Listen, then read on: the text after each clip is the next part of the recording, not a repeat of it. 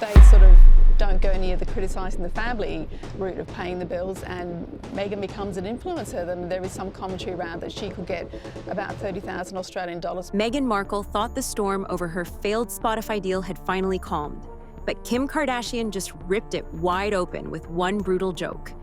On stage, Kim smirked and said, "Some people think a podcast is just complaining with a microphone," and the crowd erupted. The clip went viral in minutes, dragging Meghan's Archetypes back into the spotlight for all the wrong reasons. Now Meghan's team is scrambling, but the world is asking, did Kim just end Meghan's podcast legacy with one icy punchline? Kim Kardashian's ice-cold jab. She is now a less successful Kim Kardashian, and if she is using the royal brand to make money, then I think there's a case for King Charles suing her for that, because that is bang out of order. You know, Kim Kardashian doesn't need to scream to make her point. One perfectly timed line, and she can cut deeper than 1,000 headlines. That's exactly what she did when she casually dropped a dig that everyone knew was aimed straight at Meghan Markle. It happened during a promo event, and Kim, in her calm, measured way, said, "Some people think a podcast is just complaining with a microphone." The audience laughed instantly, the clip went viral, and within minutes, social media had crowned it the ultimate roast. Kim never said Meghan's name, but she didn't have to. The whole world connected the dots, and Meghan's Archetypes podcast suddenly became the butt of the joke all over again. What made this jab sting so much is the timing. Meghan has been struggling to rebuild her Hollywood image after Spotify dropped her with embarrassing swiftness. For someone who once landed a $20 million deal, being let go after just one season wasn't just a career hiccup. It was a public humiliation. People still remember the brutal comments from Spotify execs who hinted Meghan wasn't delivering real content, just surface-level talk. So when Kim, of all people, threw shade at podcasts that were just complaining, it wasn't just a joke.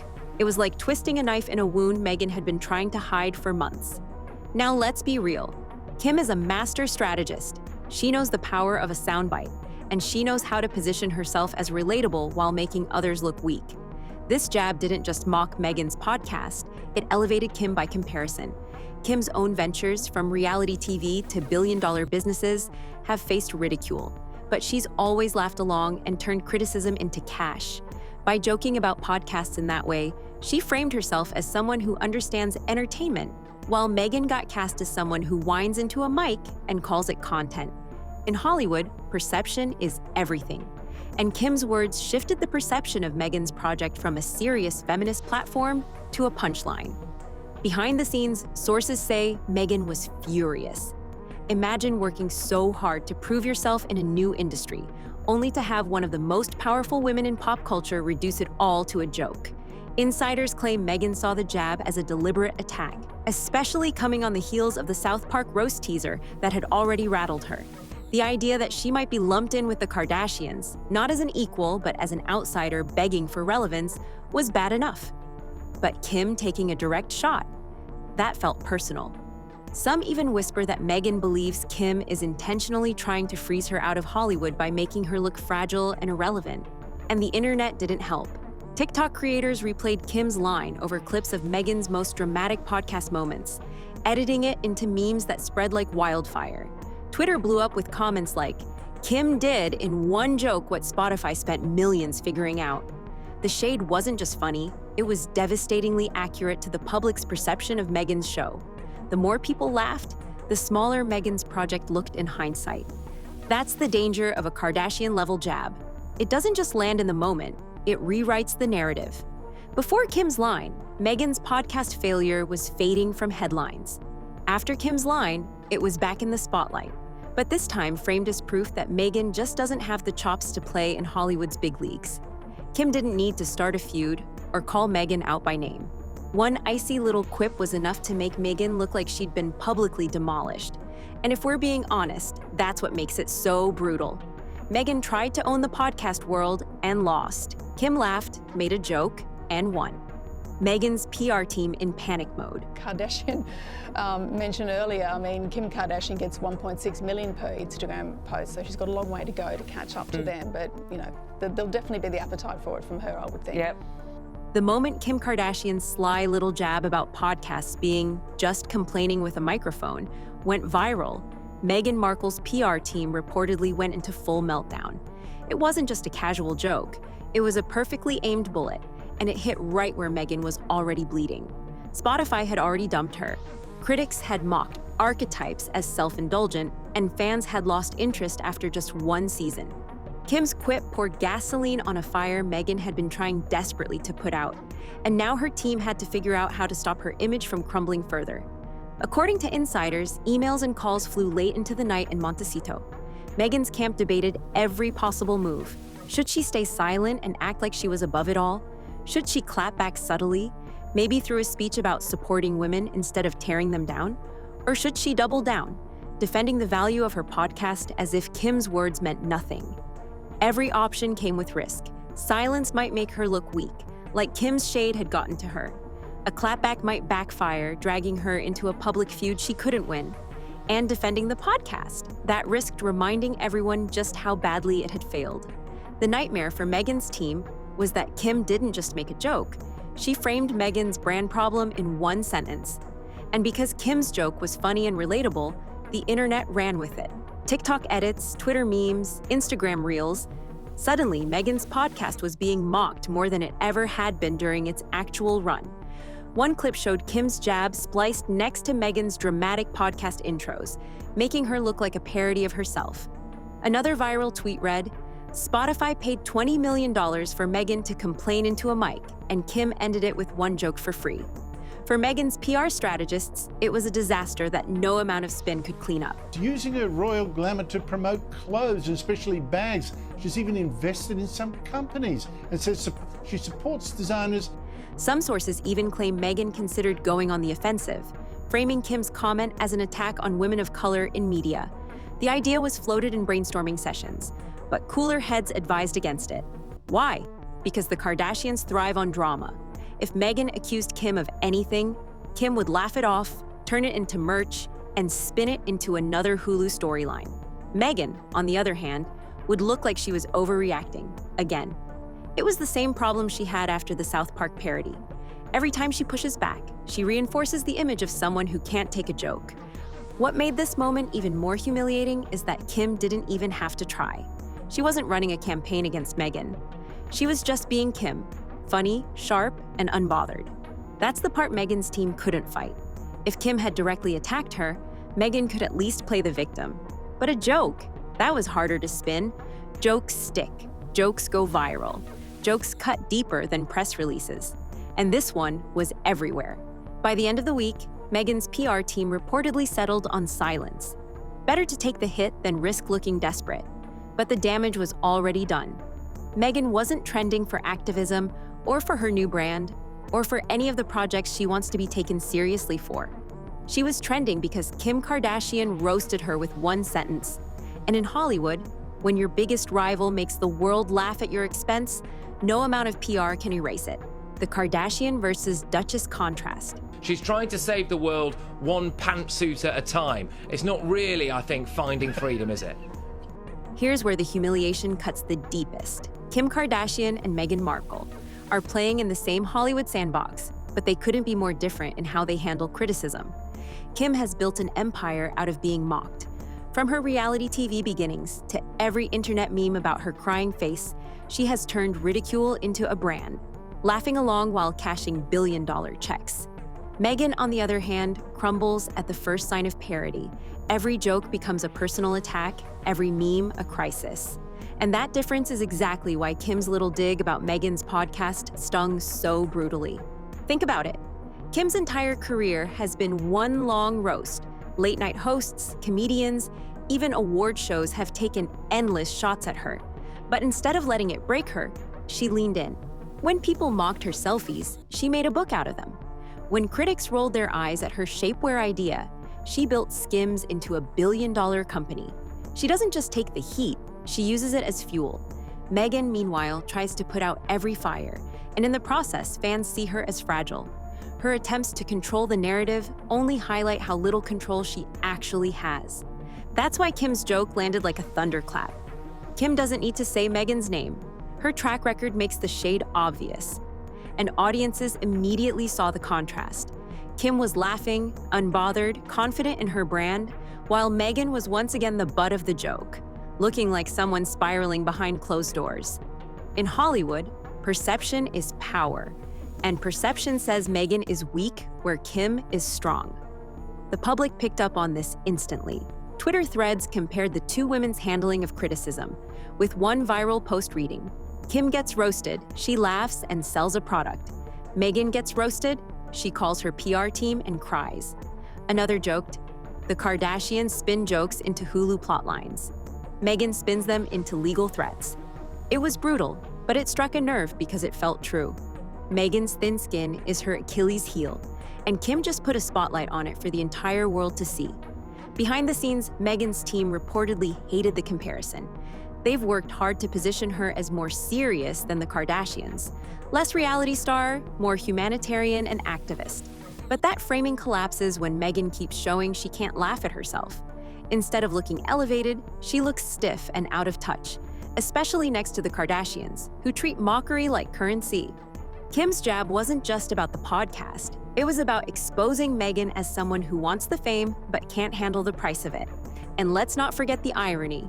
Meghan once tried to set herself apart from reality TV culture, making it clear she didn't want to be that kind of celebrity. Yet here she is, being overshadowed by Kim Kardashian, the queen of reality TV, because Kim knows how to play the game better. Meghan wanted to project strength, but Kim's joke showed her as thin-skinned and easily rattled. In a single moment, Meghan was reduced to exactly what she feared. Not a powerful duchess with a global platform, but a fragile figure being outshined by a Kardashian with a microphone. The internet turns savage. And not the voice she's using to hawk as ever products, but this voice that she, when she was talking to Oprah Winfrey, Once Kim Kardashian dropped that icy little line about podcasts being nothing more than complaining with a microphone, the internet did what it always does. It exploded. Within minutes, TikTok creators were slicing up Kim's clip, pairing it with Meghan Markle's most dramatic soundbites from Archetypes, and the results were merciless. One viral edit played Meghan's opening monologues about breaking down stereotypes right before Kim's punchline, leaving millions in hysterics. Twitter turned the joke into a rallying cry, with users tweeting things like, "Kim destroyed Meghan's whole career in 10 words," and "Spotify spent $20 million learning what Kim summed up for free." It was savage, and Meghan was once again at the center of a global meme storm. The memes only got nastier as the hours went by. Instagram pages dedicated to celebrity gossip flooded feeds with photoshopped images of Meghan sitting behind a giant podcast mic, while Kim towered over her, holding cue cards labeled "real content." One particularly brutal TikTok imagined Meghan crashing the Kardashian roast with a teary speech about privacy, only for the Kardashian sisters to drown her out by yelling "Bible" and "Occur." The clip pulled in millions of views overnight. The joke wasn't just that Meghan had a failed podcast, it was that she couldn't even compete in a world where the Kardashians treat ridicule as free advertising. What made it worse was the hashtags. Dr. Meghan vs. Kim started trending on Twitter, followed by podcast roast, with thousands of people weighing in on whether Meghan had ever actually delivered anything memorable on Archetypes. Spoiler, most people thought she hadn't. Reddit threads dissected how quickly Meghan's podcast had disappeared from the cultural conversation once Spotify dropped her, and compared it to the Kardashians, who can spin even a coffee run into a week-long media frenzy. The contrast was brutal, and the internet wasn't letting her forget it. Where is this voice to defend Prince Harry? Prince Harry, who has defended Meghan Markle so fiercely ever since we met Meghan Markle. Even celebrities seemed to join in on the mockery. Khloe Kardashian liked a post making fun of Meghan's PR meltdowns, which fans noticed immediately. That single double tap added gasoline to the fire, with users commenting, "Even Khloe thinks Meghan can't take a joke." Meanwhile, Kim didn't have to say another word. Her silence, paired with that one perfect jab, made the shade all the more powerful. The Kardashians carried on posting glam photo shoots and brand launches, while Meghan's name trended worldwide for being roasted. The reaction from Meghan's fans was telling too. Even her loyal defenders seemed unsure of how to spin this one. Some tried to argue that Kim was bullying her, but the wider internet wasn't buying it. Others claimed Meghan's podcast had been groundbreaking, but the comments section filled with receipts about its low listenership and Spotify's harsh exit. The problem wasn't just the joke itself, it was that the public already half believed it. Kim had simply said out loud what most people were already thinking, and once the internet had the joke, it spread like wildfire. Harry's silent struggle.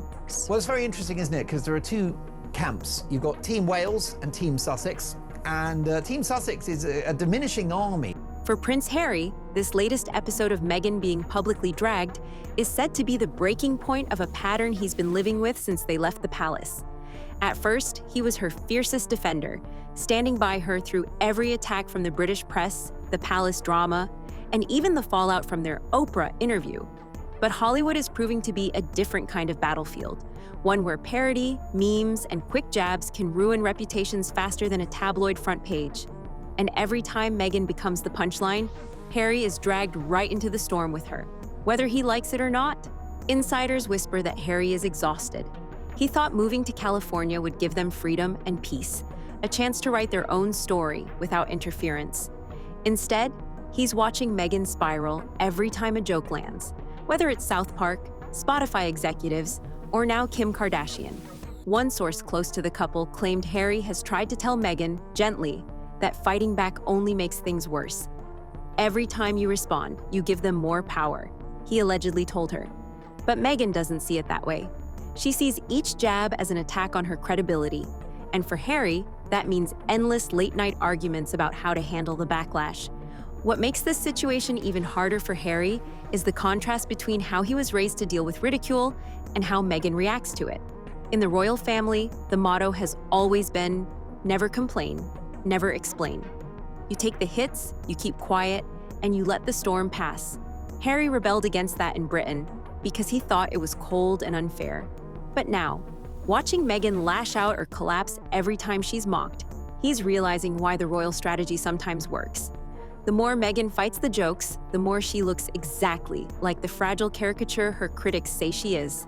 Harry, caught in the middle, is left frustrated and helpless. Privately, friends say Harry misses the days when he was known for his own projects, like the Invictus Games or his charity work.